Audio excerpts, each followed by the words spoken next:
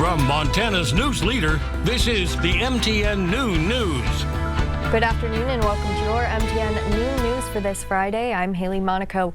We start off with continuing coverage involving the possibility of a new state mental health facility for eastern Montana. Now, Billings or Yellowstone County seem to be at the very top of the list as the place to build it.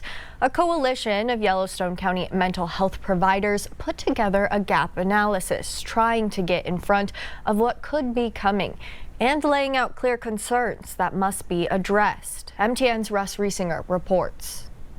Health officials say Yellowstone County is fortunate to have these many organizations open and able to meet the growing mental health needs. But if a new state mental health facility like this one in Warm Springs were to be built in Billings or Yellowstone County, it could tip a delicate balance over the edge. But currently we are at that precipice of being able to keep the lights on at our own facilities and staff our own programs. So a coalition of mental health providers produced this gap assessment outlining what it would take for Billings to be ready. We have several gaps that are going to keep this facility from being successful and sustainable. Some of those gaps identified include not enough doctors, nurses, and staff, lack of step-down support transitioning out of prison, and continuity of care for medical needs, among others. And that was the point of the analysis, to come together with a unified voice. Why do I want it here? I have the women's prison. I have 90% of the sober living homes. I have all the probation and parole programs here. I mean, what am I, the dumping ground for the state? But the state is doing its homework. A new recruiting campaign is already bringing in nurses, and after some early fallout, they're making it a priority to meet with stakeholders before a new facility is decided on, according to DPHHS Director Charlie Brereton. We understand, right, the interest, especially in Billings and Laurel and Yellowstone County at large.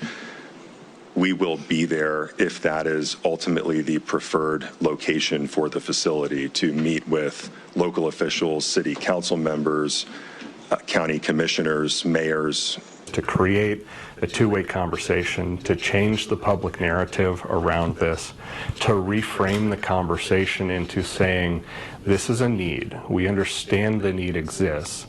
How can we address it in the best way possible? An address that county officials are still waiting to hear. There still has been no discussion between ourselves and state DPHHS. DPHHS says they have drafted a letter to be released to the public that addresses the projected statewide systematic impact a forensic mental health facility would bring.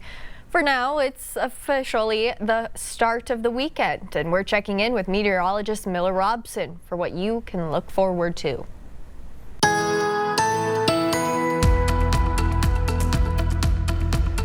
Well, I want to start things off by talking about the wildfire smoke coming in from the Pacific Northwest. It's caught up in this flow with this cold front coming through the region. You can see just some shots around the state. That's Missoula. There's Livingston. And it's pretty thick in Billings as well. How are we looking in terms of the air quality? You can see those yellow dots popping up. Means borderline unhealthy. It is unhealthy right now in our state capital of Helena. Very thick, probably going to continue for some through tomorrow. Hopefully it'll lighten up by the time we get to the end of the weekend. We'll tell you more about that smoke coming up. Temperatures 60s and 70s across the region, but we will be warming up as we get into the weekend as well. We'll talk all about this with a forecast coming up.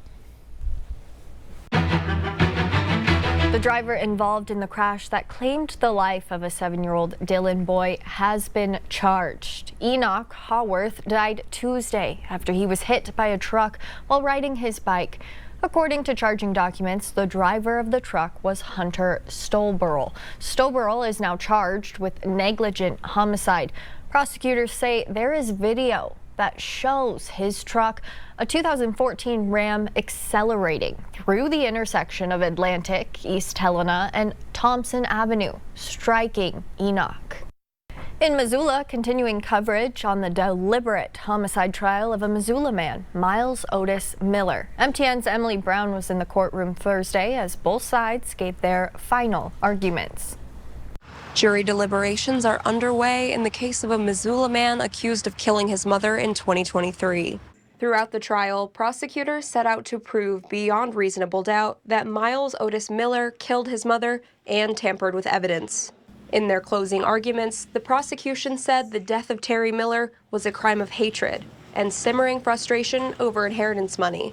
They highlighted evidence like what they say are Miller's notes, where he states he wanted to kill his mother, and that her blood was on his clothing from the night of her death.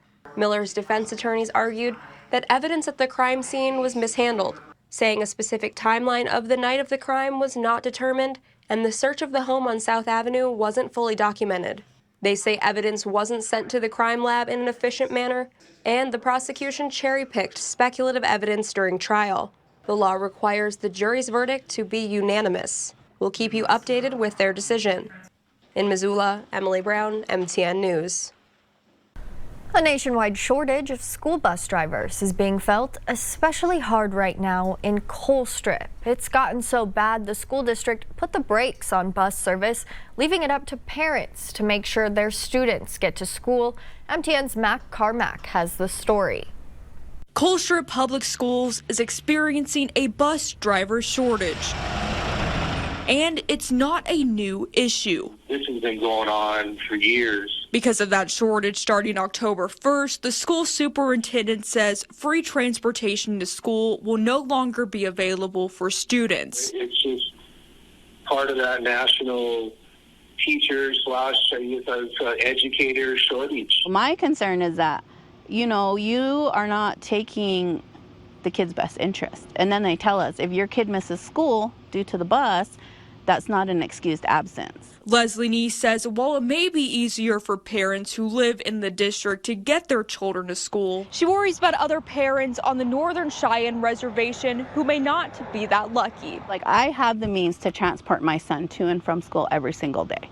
It is a little inconvenient at times, but there's other parents out there who don't. Leslie says she enrolled her child at Colstrip due to the structure and academic opportunities in the district. However, the situation has frustrated her to the point where she and other parents are debating leaving the school system. To me, as a parent, on my level, it's like they are not doing anything to remedy the situation as far as bus. However, Colstrip Public Schools says they have been working diligently on finding a replacement. It's a complex situation, but like Mr. Travis said, we're not the only district that's in this situation. The school district is now offering a starting wage of $25.75 an hour and will pay the cost of a commercial driver's license course in hopes of finding a replacement. We would love to have this problem solved as fast as possible. In the meantime, however, Leslie and other parents will be doing the driving. In Colstrip, Matt Carmack, MTN News.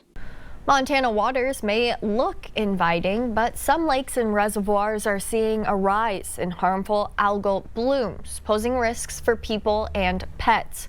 Tongue River Reservoir in Bighorn County is among the latest spots with confirmed harmful blooms. Now, these naturally occurring organisms can produce toxins harmful to humans and animals. The blooms often look like spilled paint, clumps of grass, or surface scum.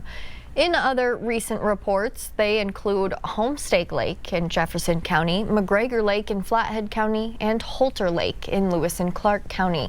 If you see the blooms, it's just safest to stay out of the water. If you have ever traveled to the town of Havre, you have likely seen the massive grain elevator on the community's horizon. This week, that historic structure was taken down. MTN's Justin Robichaux explains why and what could be next for the site.